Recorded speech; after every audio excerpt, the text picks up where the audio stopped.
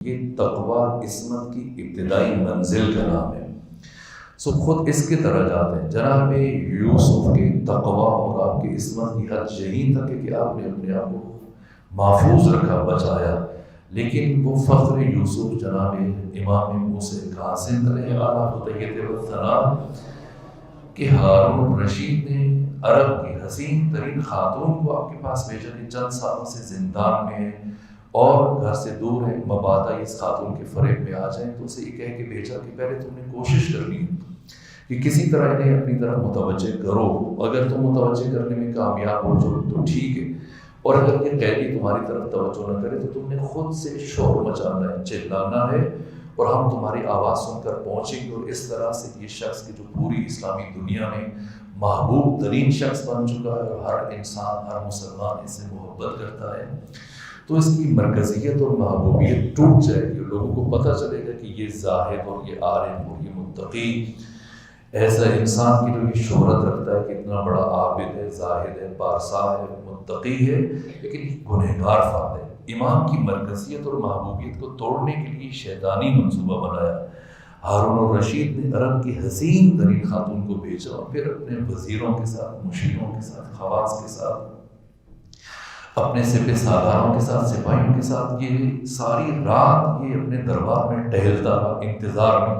ابھی آواز آئے گی، ابھی آواز آئے گی۔ نماز عشاء کے بعد سے اس کے انتظار کا سلسلہ شروع ہو، یہاں تک کہ نصف شب، اور پھر رات ڈھلنے لگی، یہاں تک کہ ہنگام سحر اس کی بے چینی اتنی بڑی کہ کیوں کوئی آواز نہیں آئی ابھی تک، جب کہ میں نے اس خاتون کو یہ کہہ کے بھیجا تھا کہ اگر یہ قیدی تمہاری طرف متوجہ نہ ہو تو تم خود سے چیخنا چلانا، ہم پہنچ جائیں گے اور تم اپنے کپڑے پھاڑ لینا اور بتانا کہ اس نے تجاوز کیا اور یہ گناہ کا ارادہ رکھتا تھا، تو اس طرح سے یہ شخص رسوا ہو جائے گا۔ لیکن جب کوئی آواز نہ آئی تو اپنے خواص کے ساتھ، سرداروں، مشیروں، وزیروں کے ساتھ یہ پہنچا زندان میں کہ دیکھیں بالآخر کیوں کوئی آواز نہیں آئی، کیا اس خاتون کا انتقال ہو گیا، یہ کوئی اور چیز سبب بنی۔ جب یہ پہنچا زندان میں تو دیکھا عجیب منظر تھا، ایک طرف ایک سفید لباس میں ملبوس فرد، وہ قیدی جو کئی سال سے اس کی قید میں ہے، ان کا سر سجدے میں ہے، اور برابر اس خاتون کا سر بھی اسی طرح سے سجدے میں رکھا ہوا ہے۔ ادھر اس قیدی کی آواز آ رہی کہ سبوح قدوس رب الملائکۃ والروح، ادھر سے وہ خاتون یہی ذکر اپنی زبان سے جاری کی ہوئی، ایک مرتبہ غصے سے کھولتا ہوا آگے بڑھا، خاتون کو بالوں سے پکڑا، اٹھایا، کہا میں نے تمہیں کس مقصد کے لیے بھیجا، تو کیا کر رہی ہے؟ کہا ہارون میرا کوئی جرم نہیں ہے، میرا کوئی قصور نہیں ہے، میں جس طرح تم نے کہا آئی، بہت دیر تک مسلسل کئی گھنٹے اس قیدی کو آوازیں دیتی رہی، اپنی طرف متوجہ کرتی رہی، لیکن جب قیدی اس درجہ مستغرق تھا ذکر خدا میں، محو تھا، اس درجہ ڈوبا ہوا تھا خدا کی یاد میں، خدا کے ذکر میں، کہ سرے سے اس نے میری طرف کوئی توجہ نہیں کی، یہاں تک کہ جیسے جیسے وہ گزر رہا تھا مجھے قید خانے کی فضا میں اتنی زیادہ روحانیت محسوس ہو رہی تھی،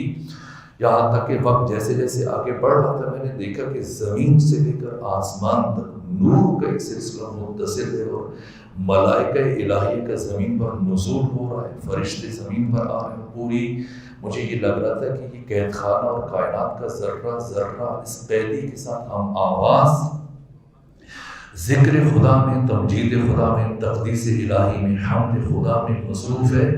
اور مجھے یوں محسوس ہوا کہ اس قید خانے کا ذرہ ذرہ یہی پکار رہا ہے سبحان قدوس رب الملائکۃ والروح، کہ لا شعوری طور پر، بے ساختہ، غیر ارادی طور پر میرا سر اس سر سجدے میں چلا گیا اور میری زبان سے بھی یہی ذکر جاری ہو گیا۔ یہ فرق ہے، درجات ہیں، تقویٰ کی بھی درجات ہیں، عصمت کی بھی درجات ہیں۔ یوسف کا کمال ہے،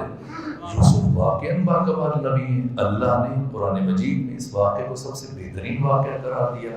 اور جناب یوسف کو جوانوں کے لیے آئیڈیل قرار دیا۔ جناب یوسف اسوہ ہیں، مقتدیٰ ہیں جوانوں کے لیے،